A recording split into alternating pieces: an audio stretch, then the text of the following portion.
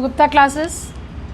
आज मैं कुछ थोड़ा सा नया एक थ्योरम बताऊंगी, न्यूटन्स थ्योरम, जो कि पॉलिनोमियल से ही रिलेटेड है।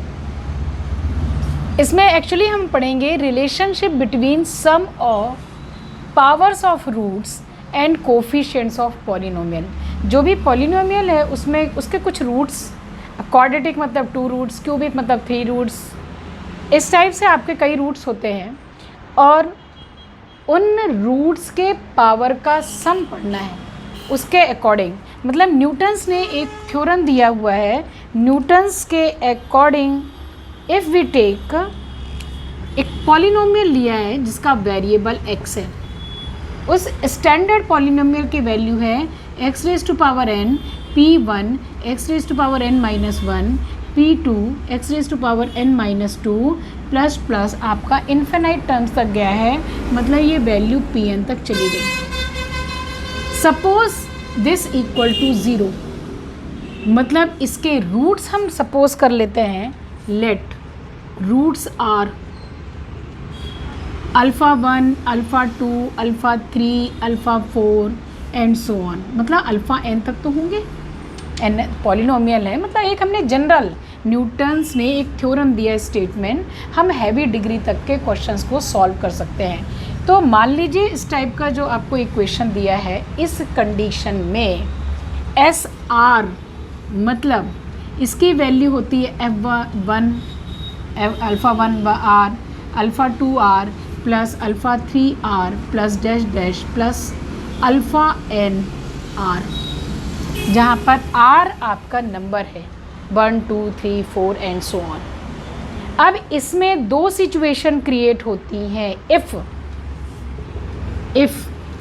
r इज़ लेस देन और इक्वल टू n, और सेकेंड सिचुएशन क्रिएट होती है r is greater than n।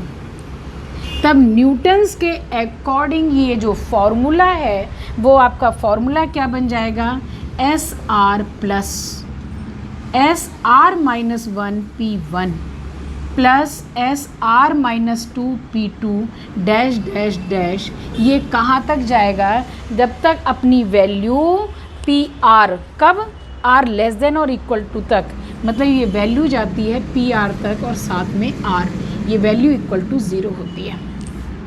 ये एक सिचुएशन है, R लेस देन और इक्वल टू n, उस कंडीशन में हम ये यूज़ करते हैं। Second, if r is greater than n, उस सिचुएशन में भी ये बिल्कुल सेम लिखते हैं, पर ये आपकी वैल्यू क्या है, ग्रेटर देन है, मतलब यहाँ पर जो लास्ट स्टेप है वो अपना जाएगा S r minus n Pn तक। शुरुआत हमारी यहीं से होगी, S r plus S r minus 1 P1 plus S r minus 2 P2 and so on. ये इंक्रीजिंग ऑर्डर में है, ये डिक्रीजिंग ऑर्डर में है, ये 0 हो जाएगा। ये कब है, जब ये ग्रेटर देन n है।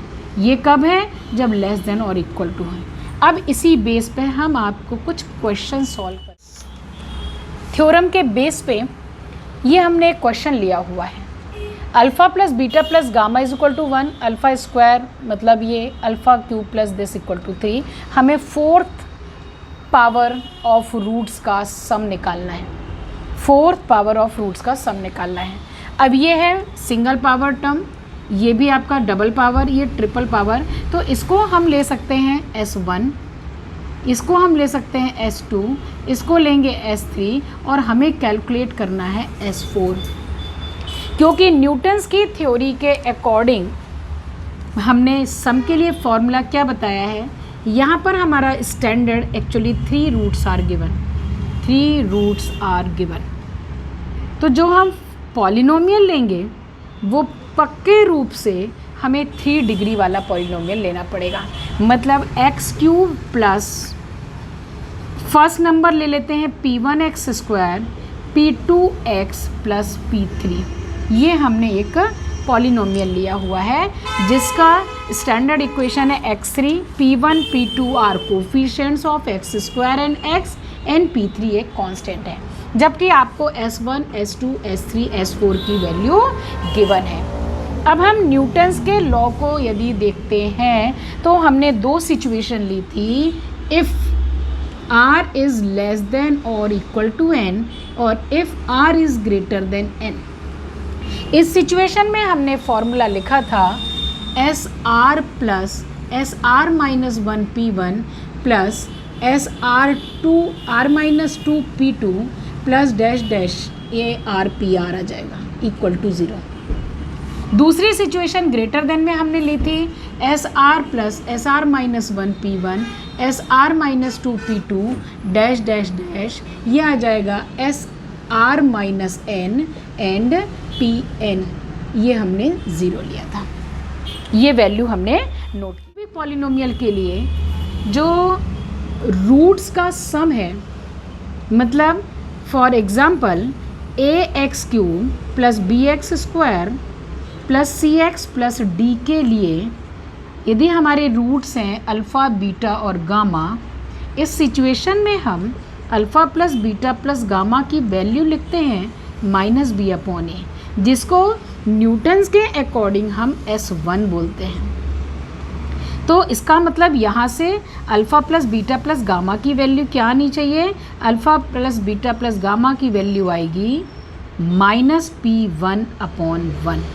क्यों? क्योंकि देखिए आप इस इक्वेशन में देख लीजिए, यहाँ पर a इज़ इक्वल टू 1 है, b is equal to p1 है, c is equal to p2 है and d is equal to p3 है। ठीक है, आपके पास ये चीज़ें गिवन है।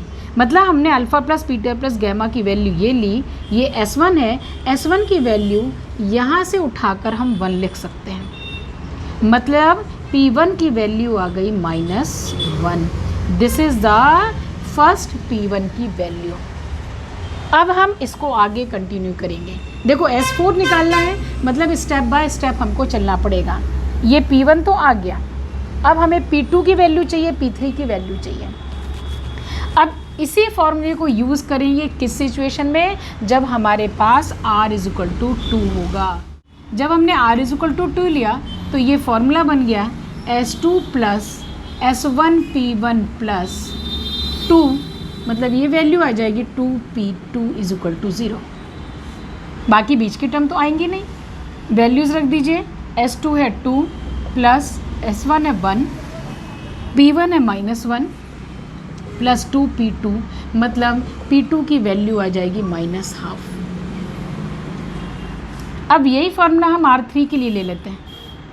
R3 के लिए फार्मूला बन जाएगा S3 plus S2P1 plus S1P2 plus, अब R इक्वल टू 3 है, मतलब ये आ जाएगा 3P3 इज इक्वल टू 0।